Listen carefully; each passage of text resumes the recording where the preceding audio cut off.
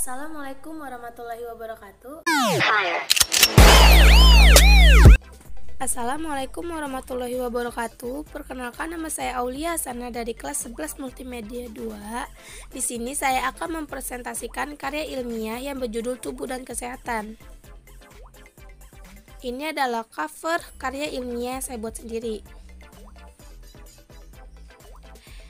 Terdapat kata pengantar yang berisi segala puji dan rasa syukur saya persembahkan kepada Allah Subhanahu wa Ta'ala yang telah memberikan rahmat dan hidayahnya sehingga saya dapat menyelesaikan karya tulis yang berjudul Tubuh dan Kesehatan ini.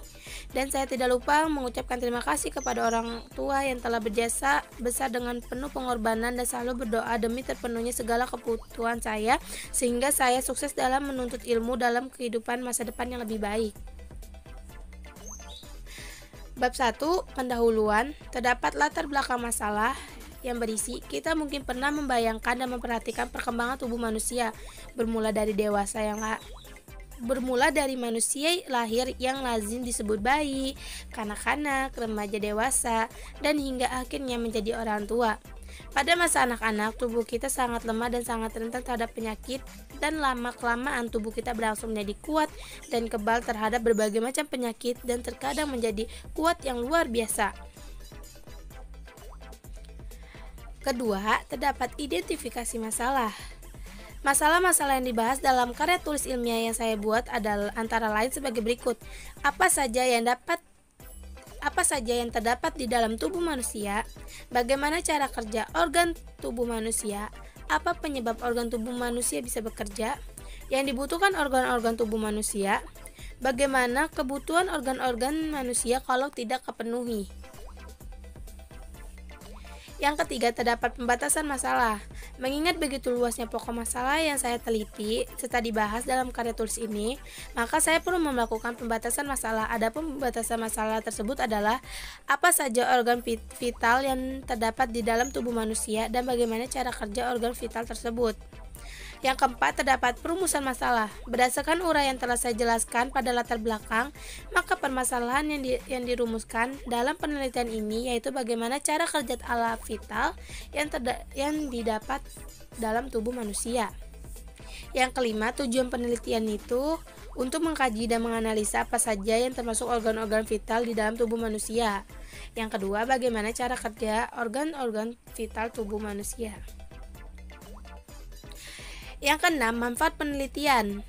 Yang pertama, dengan adanya penelitian ini diharapkan untuk mengingatkan keberanian dan juga mentalitas saya sebagai bekal dalam menghadapi masa depan yang penuh persaingan dan hanya sanggup terpecahkan dengan ilmu pengetahuan.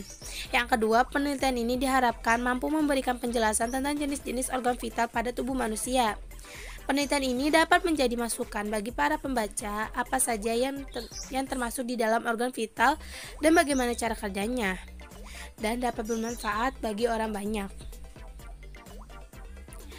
Bab 2 yaitu kerangka teori. Yang pertama, pengertian tubuh. Menurut Eric, pakar kesehatan dari Picture of Health World Institute, mengatakan bahwa tubuh adalah kumpulan otak, organ-organ pergerakan tubuh, darah, dan sebagainya. Yang kedua, hal-hal yang dibutuhkan oleh tubuh. Yang dibutuhkan oleh manusia adalah vitamin, protein, lemak, air, karbohidrat, dan senyawa-nyawa lain yang semua itu bisa kita peroleh dan kita masukkan dengan makanan ke dalam tubuh manusia. Yang kedua, akibat kekurangannya vitamin, tubuh kita akan mengalami kekurangan vitamin, maka bisa timbul berbagai macam penyakit seperti pembuluh darah menjadi lemah dan kita mengalami pendarahan. Terus lebam akan muncul pada kulit dan sekitar mata kita. Yang kedua, mengatasi kekurangan vitamin.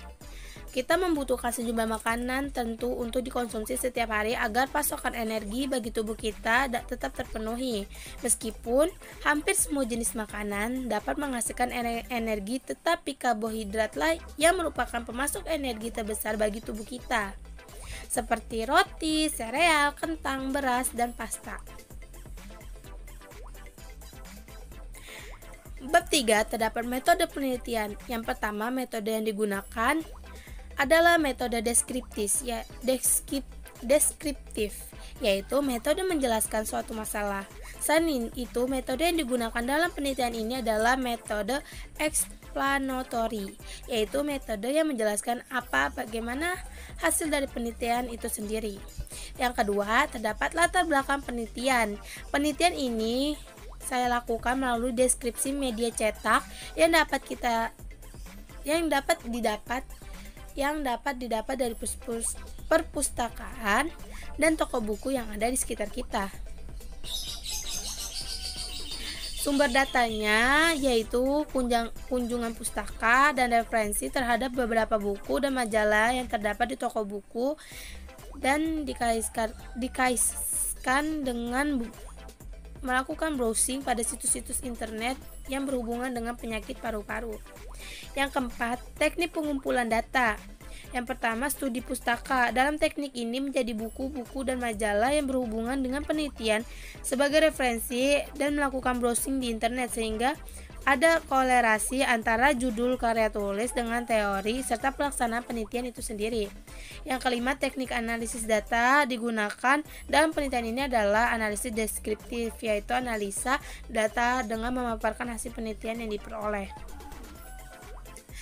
Yang keempat, yaitu pembahasan. Yang pertama, unsur tubuh manusia. Tubuh manusia pada dasarnya dapat dibedakan menjadi 4 unsur, yaitu lemak, tulang, daging, dan kulit. Yang semua itu tidak dapat dipisahkan satu sama lain. Sebab keempat unsur tubuh manusia ini adalah berkaitan satu sama lain dengan organ-organ tubuh manusia yang berada di antara unsur-unsur yang 4 ini. Yang kedua, pembagian unsur tubuh manusia. Terdiri dari organ itu semua berfungsi menggerakkan tubuh manusia baik secara langsung maupun tidak langsung.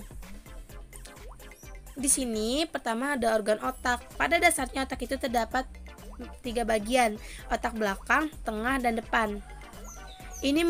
Otak-otak ini mempunyai fungsi masing-masing, tetapi setiap bagian tetap bergantung satu sama lain. Otak adalah pusat pengendali seluruh tubuh.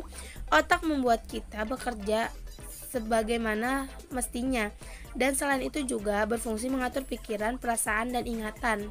Yang kedua ada kerangka, tersusun dari jaringan tulang-tulang, memiliki susunan terdiri dari